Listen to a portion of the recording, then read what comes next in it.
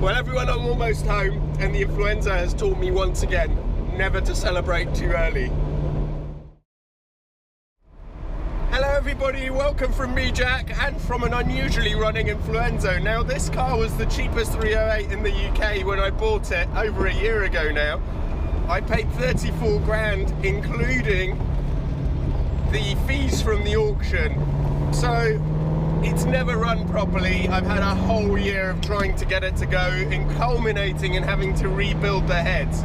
In all that time, everybody has been saying, take it to Iain Tyrrell, take it to Iain Tyrrell. The guy is a legend. I mean, he's absolutely fantastic at what he does. He's legendary in tuning Lamborghini V12s, working on Ferraris. He's a very nice guy to boot as well.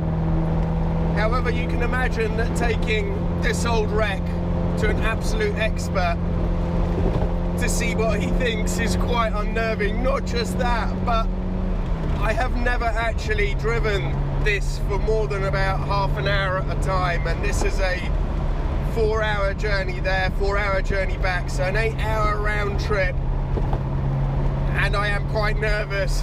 Will it actually even make it there and back?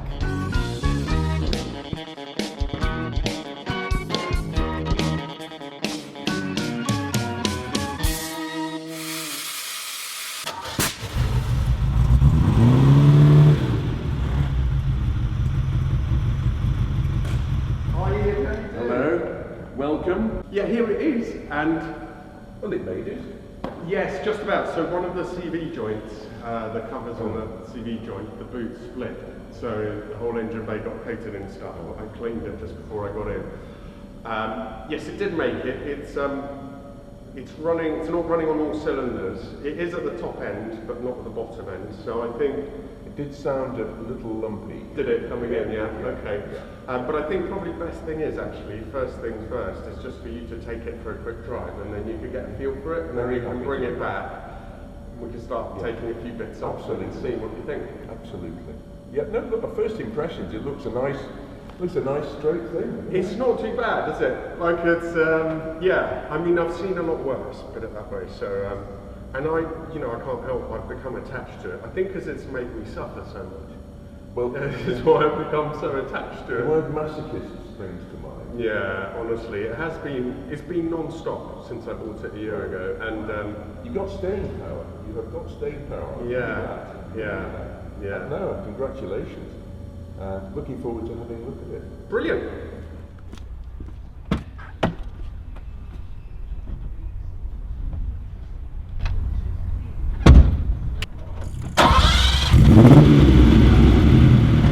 Quite lumpy low down. Yeah. So I suspect, well, it is not firing on 8. There's some interesting beats going on with the cylinders. Is the exhaust standard or not? No, actually, it's interesting you mention that, because it's a different back box. So it's got slightly unequal length headers. So the idea is to make it sound a little bit more like a V8, because the standard at low revs, it's a distinctive sound, but it's almost like a 4-cylinder. Yeah.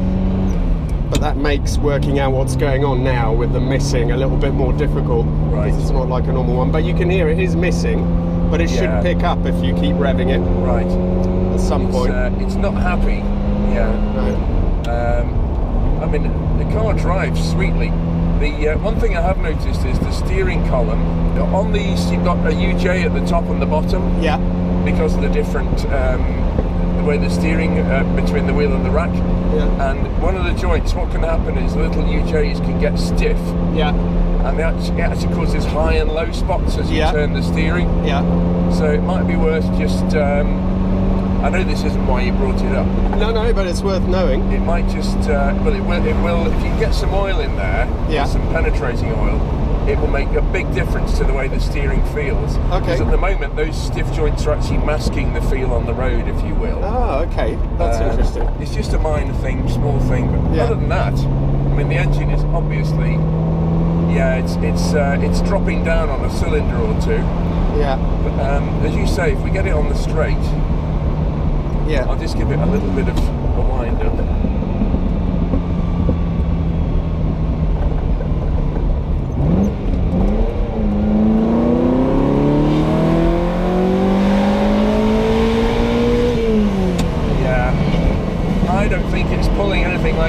that. Oh really? So you think it's not for... No. It definitely fires on more cylinders though, as it goes up. Yeah. Past 3,000. Well, I thought it did. If you maybe you don't, but I can feel it cutting in and out, I think.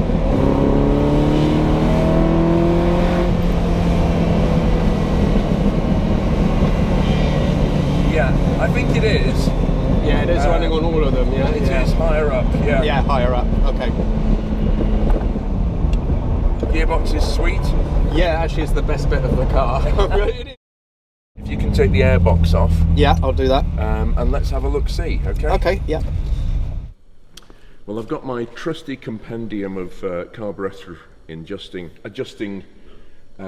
equipment, various screwdrivers, and the erstwhile needed bit of rubber hose.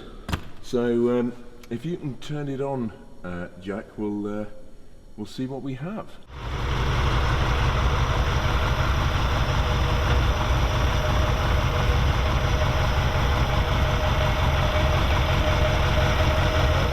It's idling too slowly, and as I say, what happens is the oil feed to the cam lobe suffers if it's doing that. So I'm going to increase the idle speed up to about 850-900 RPM and see if we can get it to play. And I always screw them in first of all to make them weak. Yeah. And you see the revs have dropped. Yeah. So that's doing nothing now, that cylinder, but as I undo it, it should chime in. Okay.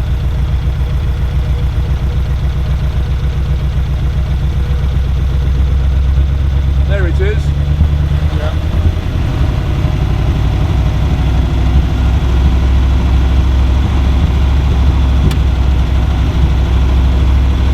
Big difference already.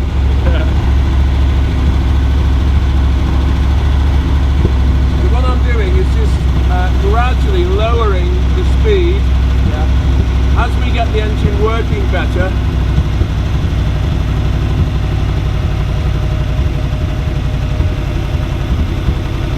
Okay, so I'm going to try this carburetor now. Same again.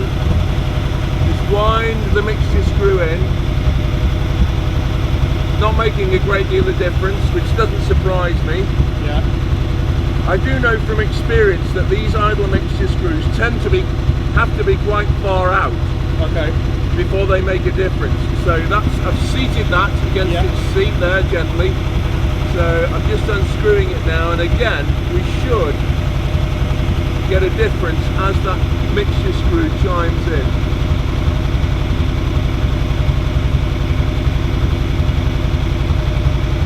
Still weak.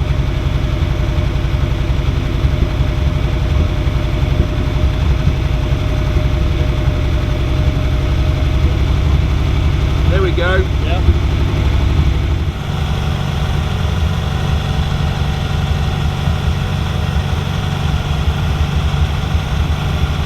Right. These back two carburetors are working harder than the front two. Okay. So we just lower that down.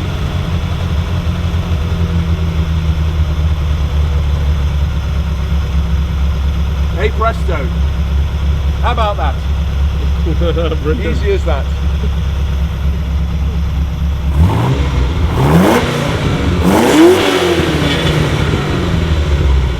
You've got the fundamentals absolutely right. So throttle linkage setup was okay. Everything was there.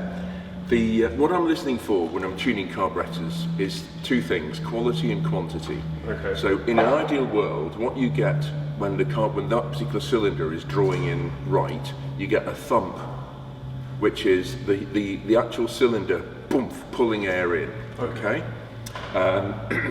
And within reason, there shouldn't be any pops or hisses in there. Okay.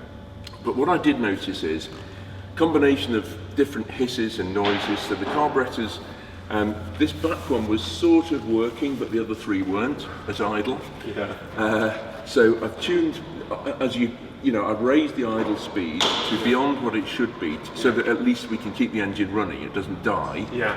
And then I gradually tune each carburetor. So I'm listening to the idle mixture. I don't have to listen down the carburetor because I can hear the tone of the engine. Okay. I screw it in to weaken it. Yeah.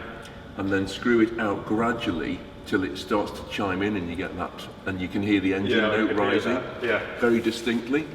I just work my way around each of them. If it's weak, if I was listening in there, which I wasn't on this occasion, but if it's weak, I get a through it, and if it's rich, it starts to go. So I'm looking for the ideal sound out of all 8 cylinders, and when it's perfectly en concert, when it's perfectly in balance, you get the equal thump out of each one. And that means each cylinder is happy, it's drawing the same amount of air, it's contributing, it's bringing its share to the party. So I did the idle mixtures, which were all quite weak apart from that one. All very weak actually, which is why they weren't working at idle. And you'd be surprised, the idle mixtures actually affect the running of the car more than you might imagine. So there's a good probability that this might solve the miss that I had up to 3,000. Yes. Wow. That'll be absolutely amazing if we've done that. I mean, it's already running a lot better because I could just hear it. It's so snappy off idle. Before it was just a little buzz. So that in itself is brilliant. If we've also managed to, at the same time, if you've managed to fix that miss, I will be ecstatic. But let's see, let's take it for a drive. The other thing it is doing, I've set the idle right now, so it's about 900 RPM. So your cams are going to thank you for that, because they're getting a good oil supply, basically. Okay. I mean, this engine, Ferrari was so clever with the valve timing and everything on this engine that it will happily idle at 800 RPM, but it shouldn't do it really. Okay, great. So aces, we're all. I think we're in pretty good shape. Okay, really. Let's try it. Yeah, this I can tell already. This is very, very different. I mean, it's happy idling now. It was popping and spluttering as soon as you touch the throttle, whereas now it isn't. It's smooth. What might happen as we do use it is the idle could go up a bit and we have to retune it down. Simply as the cylinders start working and start becoming happy. But I mean, there's the world of difference there. It sounds exactly like a Ferrari 308 should. No hesitation. I mean, I'm driving super gently now to sort of highlight any flat spots or, you know. I'll just knock it down a cog and try the acceleration. But I mean, that's take it down to about 2,000 RPM.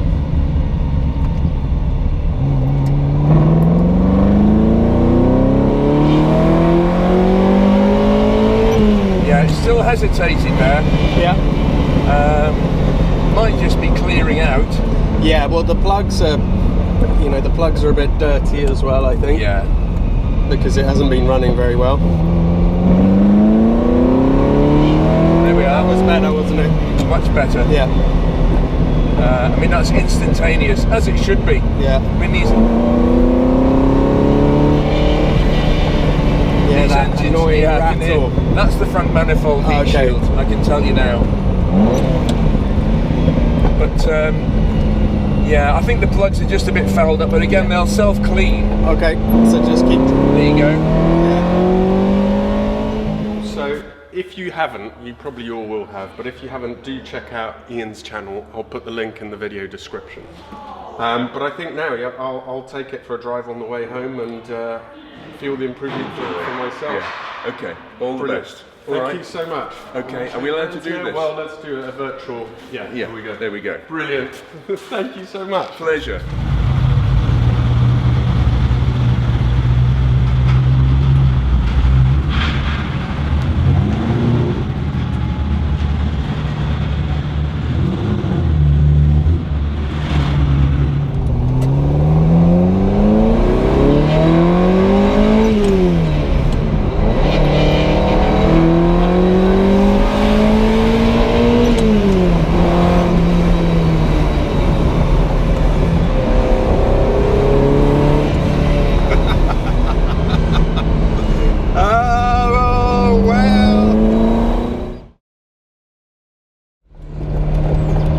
Absolutely must remind myself, never ever say that the influenzo is fixed, because it always punishes me, and lo and behold, the misfire has come back.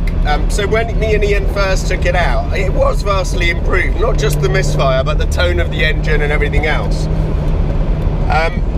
However, even then I could hear it misfiring only a tiny bit every now and again, but I put that down to the fact that the plugs were dirty and it drove really, really well for a while. But it turns out that this problem is intermittent. It usually starts in a higher gear at lower revs. And then if I pause as it's accelerating through and wait, sometimes the cylinder chimes in and catches up, and then it will rev all the way through without misfiring. However, if the misfire starts and I keep my foot pressed to the floor, I keep accelerating, that misfire will stay all the way to 6.5, 7. See, misfiring, yeah. Then it's chimed in. Now it's not misfiring. Oh, yes. God, does it? I really like it. It's not like a 355, but now it's running properly, and also with Iain's changes. Don't know, honestly, the idle screws, I thought they really only affected it at idle, but it's also the way he's balanced the carbs. I think it just sounds better. There it is. You can hear it. It's just and the popping now, a little burbling on the back. Yeah, it's fine on the overrun, but not those little bangs, those proper little misfires. That is not all right. I called Iain on the way and spoke to him, and it's a shame because this was a flying visit and we didn't have more time to sort of sit around, try it and troubleshoot, but he said he wasn't surprised, and he's given me a few pointers on things to check. So if you want to see that, keep your eyes open for the next episode. But I'm really grateful to you all for carrying on watching. I hope it's not getting boring, that this car is never fixed. Last word about Iain. Thank you so much, Iain. He's such a good guy, and the way you see him on camera, that's what he's like in the flesh. He's just a brilliant guy. It was really nice to go up there. I may pay him another visit with more time at some point, hopefully once this is actually running properly. If you want to contact me, the best way is Instagram, so send me a message on there. Please do subscribe to the channel, please do turn on notifications, and I really look forward to seeing you for the next one.